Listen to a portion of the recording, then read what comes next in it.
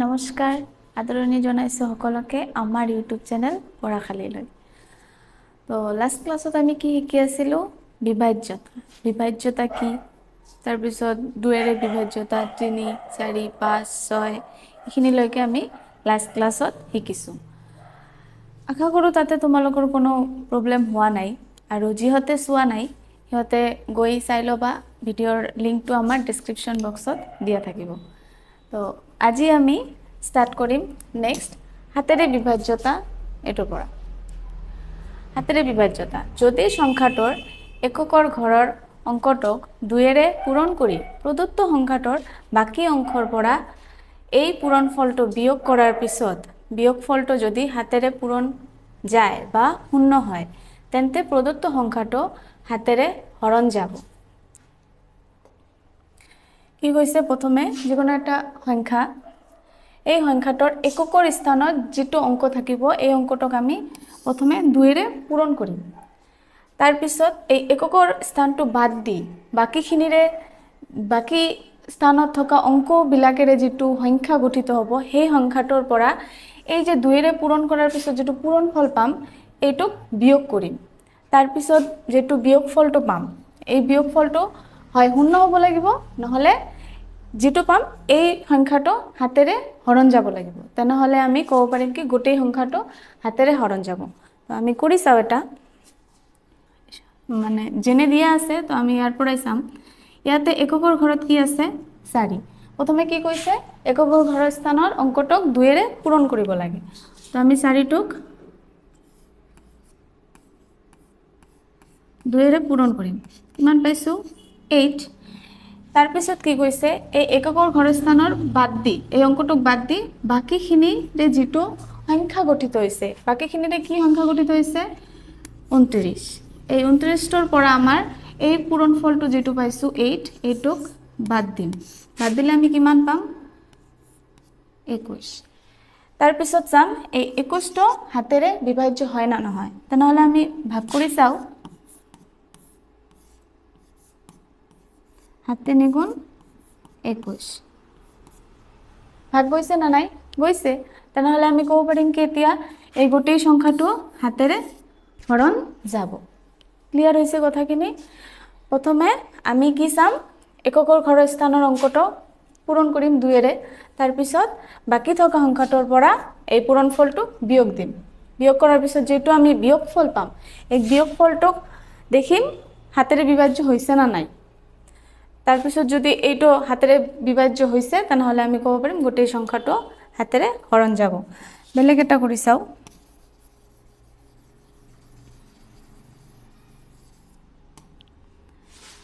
এইটোৰ এককৰ ঘৰত কি আছে? এককৰ স্থানৰ অংকটো 7। প্ৰথমে 7টোক 2ৰে পূৰণ কৰি ল'ম।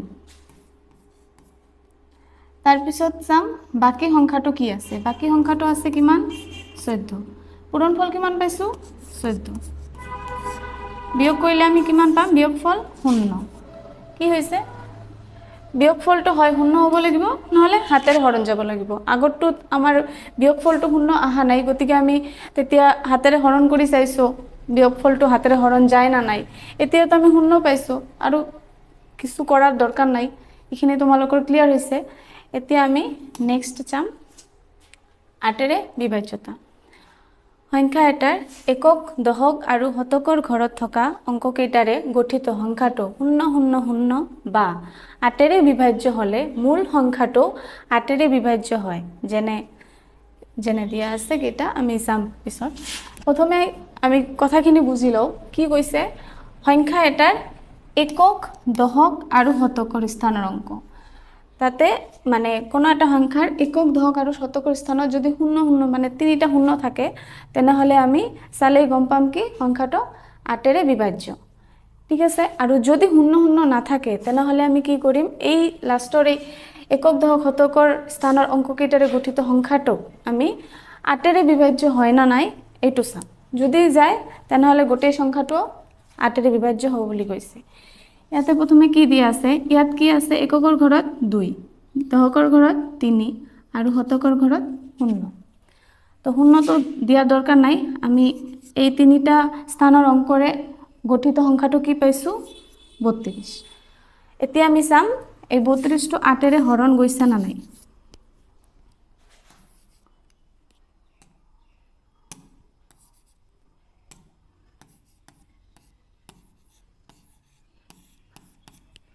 গৈছে তেনেহলে কি ক'ব পাৰিম এই গোটেই সংখ্যাটো 8 ৰে হৰণ যাব ক্লিয়াৰ হৈছে কথাখিনি আৰু এটা চাও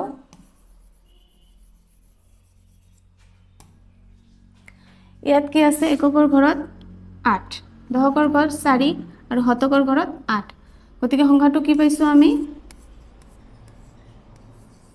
এটো এতিয়া এই সংখ্যাটো 8 ৰে হৰণ যায় না নাই চাম 8 গুণ 8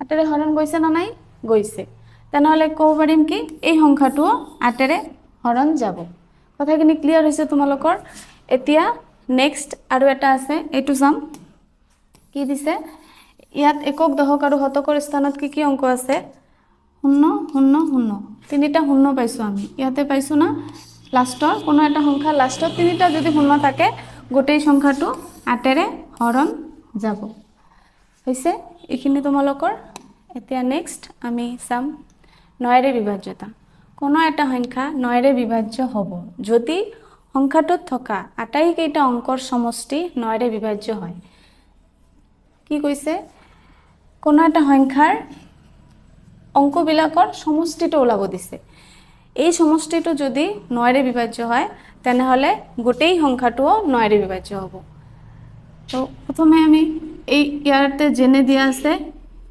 ইয়াতে কি অংক আছে 8 আৰু 1 এই দুটাৰ সমষ্টি হলাম মানে 8 যোগ 1 কিমান পাইছো 9 এতিয়া কৈছে কি এই যোগফলটো 9 মানে 9 ৰে বিভাজ্য হ'ব না নাই 9 টুক তো 9 ৰে বিভাজ্য হয় এটো তো আমি জানোৱে তেনেহলে আমাৰ আৰু কৰিছো দৰকাৰ নাই আমি কৈ দেব পাৰিম কি এই 81 এই সংখ্যাটো 9 ৰে বিভাজ্য ক্লিয়াৰ হৈছে কথাখিনি আৰু এটা চাও ইয়াতে প্ৰথমে কি চাম অংক কেইটাৰ সমষ্টি হলাম তো সমষ্টি যোগ 9 কিমান পাইছো আমি 18 তাৰ পিছত কি চাম এই 18 টো 9 ৰে হৰণ যায় না নাই 9 ৰে হৰণ যোৱাৰ নিয়ম আমি কি পাইছো সংখ্যা কেইটা যোগ কৰিব লাগে সৰি সংখ্যাটোত থকা অংক কেইটা যোগ কৰিব লাগে তেনেহলে এইটোক আকৌ আমি যদি এতিয়া ইয়াত থকা অংক কেইটা যোগ কৰো কিমান পাম 9 9 টো তো 9 ৰে হৰণ যায় তেনেহলে ক্লিয়াৰ হল এখিনি যে এই সংখ্যাটো 9 ৰে হৰণ যাব বুজি পাইছা আৰু এটা লাষ্ট দিয়া আছে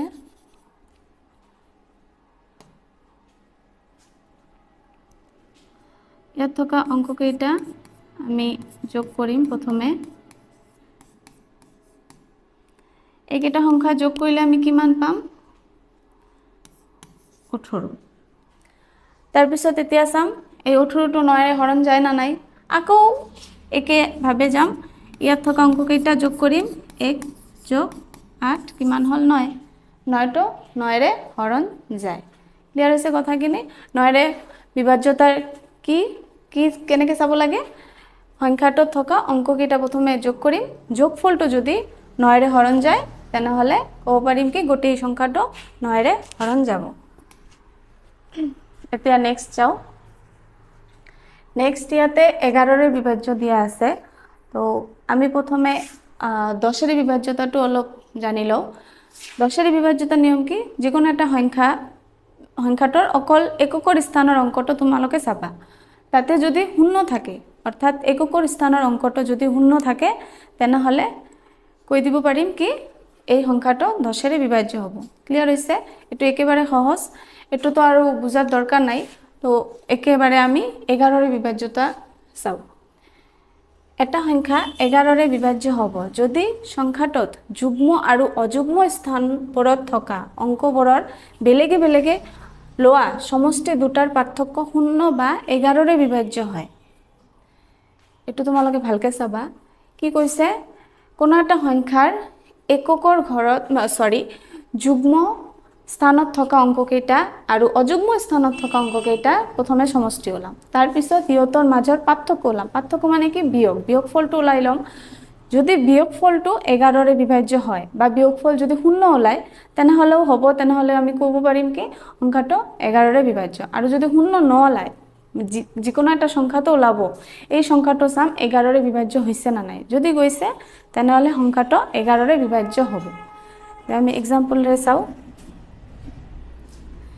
ইয়াত এই একটো কি স্থানত আছে যুগ্ম না অযুগ্ম ইয়াত তোমালোকৰ যদি বুজাত অসুবিধা হয় ইয়াতে তোমালোকে এটা নাম্বাৰ দিবা 1 এটো কি 2 এটো কি 3 তেনেহ'লে আমি গম পাম কি এইটো অযুগ্ম স্থানত আছে মানে 5 টো অযুগ্ম স্থানত আছে আকৌ 2 টো অযুগ্ম স্থানত আছে কিন্তু এই 7 টো কি যুগ্ম স্থানত আছে এটো মই অকল তোমালোকৰ বুজাৰ কাৰণেহে দিছো ঠিক আছে তোমালোকে গম পাইছা কোনটো যুগ্ম স্থানৰ অংক কয় আৰু কোনটো অযুগ্ম স্থানৰ অংক কয় এইখিনি তো ক্লিয়াৰ হৈছে এতিয়া আমি প্ৰথমে কি কৰিম যুগ্ম স্থানৰ অংককেইটা যোগফল ওলাম যুগ্ম স্থানত কি আছে 2 যোগ কি আছে 5 কিমান হল 7 সৰি এইটো অযুগ্ম স্থানত আছিল মানে অযুগ্ম স্থানৰ অংকত কি অংককেইটা কি এই 5 আৰু 2 আৰু যুগ্ম স্থানৰ অংকটো কি 7 ঠিক আছে তো ইয়াতে এটাই আছে আমি হাতৰ তলতে লিখিলো আমি বিয়োগফলটো কিমান পাম 0 কি কৈছো পাৰ্থক্যটো যদি 0 হয় 0 পাইছো তেনেহলে ক'ব পাৰিম কি এই গোটেই সংখ্যাটো 11ৰে হৰণ যাব অৰ্থাৎ এই সংখ্যাটো 11ৰে বিভাজ্য ঠিক আছে আৰু এটা চাও ইয়াতে কি এইটো কি স্থানৰ অংক যুগ্ম এইটো কি সৰি এইটো অযুগ্ম স্থানৰ অংক এইটো যুগ্ম স্থানৰ অংক আৰু এইটো অযুগ্ম স্থানৰ এইটো যুগ্ম স্থানৰ ক্লিয়াৰ হৈছে প্ৰথমে আমি যুগ্ম স্থানৰ কেইটা চাও যুগ্ম স্থানত কি আছে 1 আৰু 3 আৰু 1 আমি কিমান পাইছো 4 তাৰপিছত অযুগ্ম স্থানৰ অংক কি আছে 9 আৰু 6 9 সৰি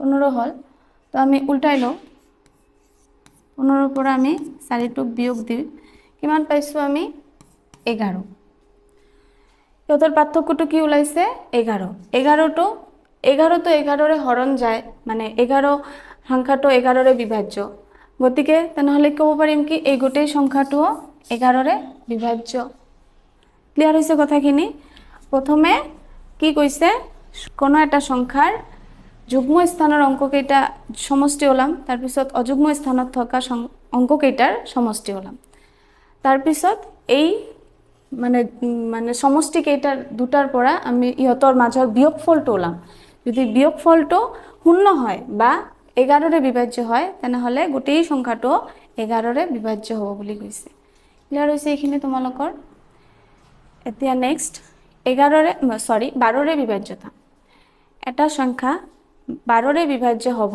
যদি সংখ্যাটো 3 আৰু 4ৰে বিভাজ্য হয় কি কৈছে ইয়াতে কোনো এটা সংখ্যা যদি 3 আৰু 4ৰে বিভাজ্য হয় তেনেহলে সংখ্যাটো 12ৰে বিভাজ্য হ'ব এতিয়া 3 আৰু 4ৰে বিভাজ্যতাৰ নিয়মবিলাক তোমালোকৰ মনত আছে সেই যে আমি লাষ্ট ক্লাছত শিকিছো তোমালোকৰ আশা কৰো মনত আছে তথাপিও মই এবাৰ কৈ দি আছো প্ৰথমে এই সংখ্যাটো লম আমি ইয়াত চাম এই সংখ্যাটো 3ৰে বিভাজ্য হয় না নাই 3ৰে বিভাজ্যতাৰ নিয়ম কি আছে 3ৰে বিভাজ্যৰ নিয়ম কি আছিল সংখ্যাত থকা অংককেইটাৰ সমষ্টি ওলাব লাগে তেনেহলে আমি আগত এই অংক কি আছে 4 আৰু 8 এই দুটা সমষ্টি ওলাম কিমান পাইছো 12 এতিয়া 12 টো আকৌ 3ৰে ভাগ যায় না নাই কি কৰিম এই ইয়াতে সংখ্যাটোত থকা কি অংক আছে 1 আৰু 2 ইহঁতৰ আকৌ সমষ্টি ওলাও সমষ্টি ওলালে আমি কি পাম 3 এই 3 টো তো 3ৰে হৰণ যায় এটো আমি জানো তাহলে কি পালো এই সংখ্যাটো 3ৰে বিভাজ্য এতিয়া আমি আকৌ চাম সংখ্যাটো 4ৰে বিভাজ্য হৈছে না নাই তে 4ৰে বিভাজ্যতাৰ নিয়ম কি আছিল মনত আছে না তোমালোকৰ এটো কি আছিল যিকোনো এটা সংখ্যাৰ একক আৰু দশকৰ স্থানৰ অংককেইটাৰে গঠিত সংখ্যাটো যদি 4ৰে বিভাজ্য হয় তেনেহলে গোটেই সংখ্যাটো 4ৰে বিভাজ্য হ'ব বুলি কৈছে ইয়াতে কি এককৰ স্থানত কি আছে 8 দহকৰ স্থানত কি আছে 4 তেনেহলে গোটেই সংখ্যাটো ল'ব লাগিব আমাৰ এই সংখ্যাটো আমি এতিয়া চাম এটো 4ৰে হৰণ যায় না নাই 4 গুণ 4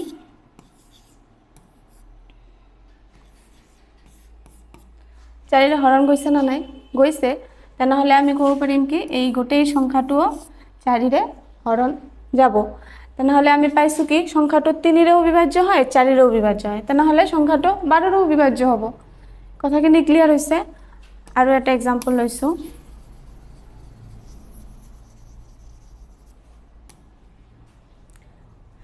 ইয়াতে সংখ্যাটো আছে 108 ইয়াত থকা অংক কেইটাৰ সমষ্টি প্ৰথমে আমি ওলাম অংক কেইটাৰ সমষ্টি ওলালে আমি কিমান পাম 9 এতিয়া 9 টো 3ৰে হৰণ যায় না না যায় কেনেকৈ চাম 9 টোক ভাগ কৰো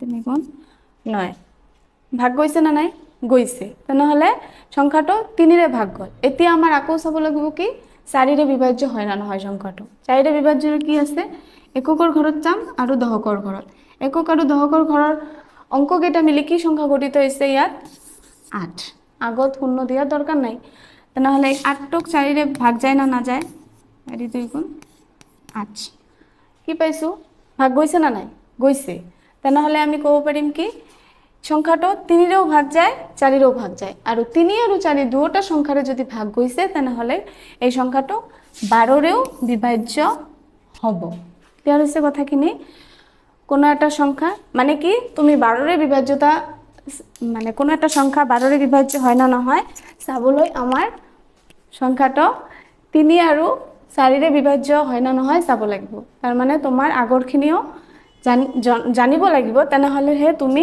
12ৰে বিভাজ্য হয় না নহয় এইখিনি গম পাবা ক্লিয়াৰ হৈছে কথাখিনি এতিয়া এটোই লাষ্ট আছিল তো এইখিনিৰ ভিতৰত আশা কৰো তোমালোকৰ প্ৰবলেম নহব যদিও হয় তোমালোকে কমেন্টৰ জৰিয়তে মোক জনাবা আৰু নেক্সট ক্লাছত আমি নেক্সট টপিক লৈ আহিম এইখিনি লৈকে আজি নমস্কাৰ